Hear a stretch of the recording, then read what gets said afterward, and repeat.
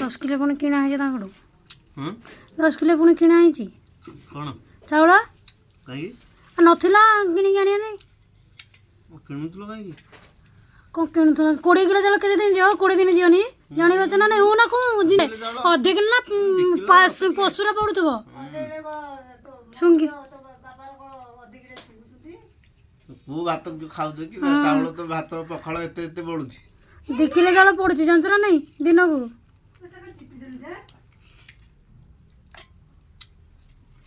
गेलू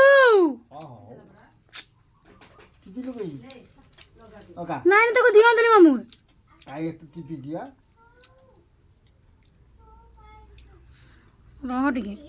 बाबा के जाइछन तो कथा रही था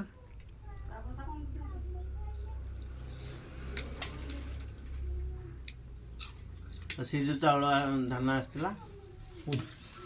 छे अरुआ अरुआ को हेला ता गुंडो खाली होउची उष्णा कर देलनी उष्णा कर दे ये तो औरा कला औरा किणी आनियो ताकू उष्णा कर दो आउ अछि कि धान आउ नाही देई दिलु बरा धान देखि धान बनाई से धान आई धान खाली गुंडो होउची धान दे